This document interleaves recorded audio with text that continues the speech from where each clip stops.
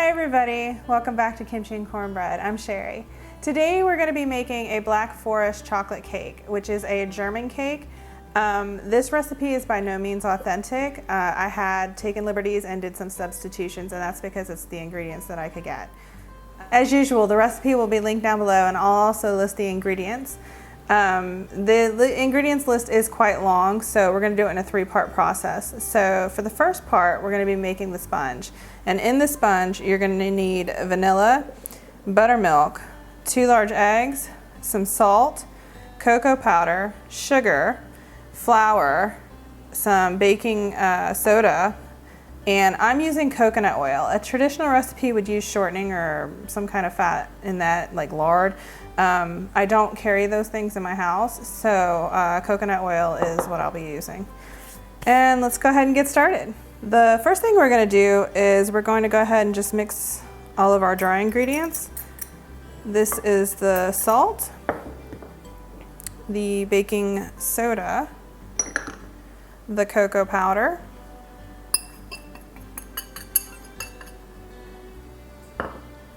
and that's it for dry. We're just going to give this a quick whisk. All right, go ahead and set that aside. So in our stand mixer, you're going to put the coconut oil in. And now we're going to cream this with our sugar. All right, and now we're going to add our eggs one at a time until they're incorporated.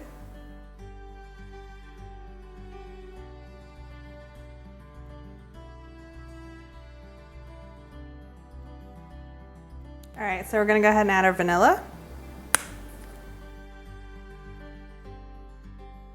Now we're on to the fun part. We're going to start incorporating our dry ingredients as well as our wet, and we're going to do it equal parts. So a little bit of dry, a little bit of wet, a little bit of dry until they're all in here. Dry.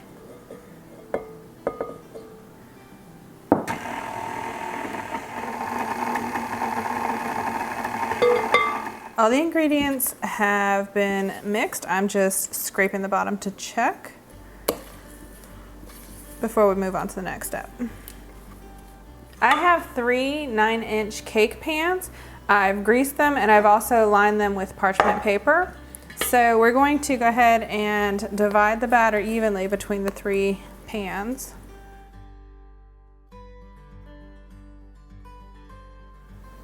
My oven's been preheated to 350 degrees. I'm going to place the cakes in there and let them bake for about 15 to 20 minutes or until a toothpick inserted comes out clean. On to step 2. We're going to be working on the filling now. Our cakes baked for 20 minutes. They have been pulled out and are cooling as we speak. So let's go ahead and talk about the ingredients for the filling. First off, you're going to have to soak your cherries ahead of time. I've soaked mine in brandy. It's traditionally kirsch, but that is not as easily available.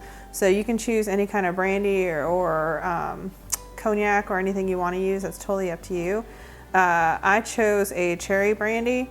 I soaked these for, it's supposed to be 24 hours. I kind of forgot, and these have been soaking for 2 days.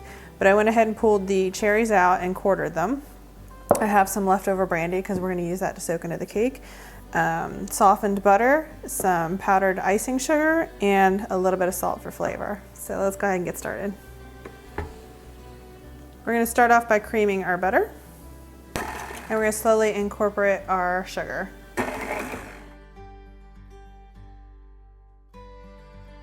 All right, at this point we're going to go ahead and add our salt and our cherries in. So, oops, I didn't realize I made a mess.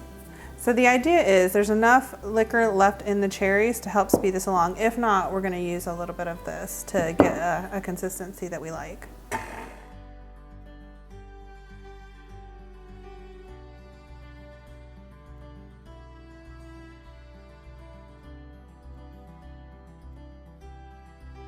All right, our first layer of cake is down. So we are going to take some of the brandy and dab it on top. We don't want to put too much on here that the cake actually becomes soggy, but we want to do this delicately enough so it will absorb the flavor a little bit. and the essence. It smells amazing too.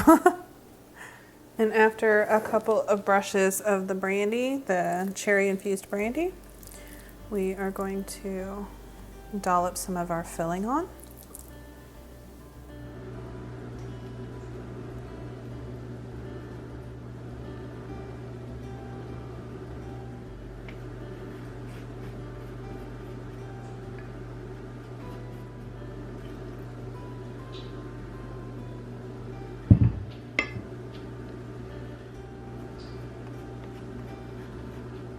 And we're almost at the finish line. The final step is making the icing, which is super simple. You're gonna need some whipping cream, a little bit of confectioner sugar, and some vanilla. We'll go ahead and whip this up, add a little bit of vanilla, add the sugar, and then I'll show you what to do next. And for the final step, we're gonna add our whipped topping onto our cake.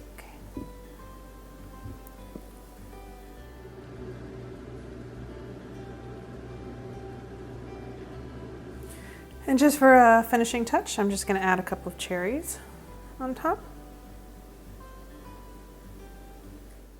And there you go, a Black Forest cake. I really hope you enjoyed this recipe. Thank you for watching, and I hope you subscribe, and I'll see you again next time on Kimchi and Cornbread.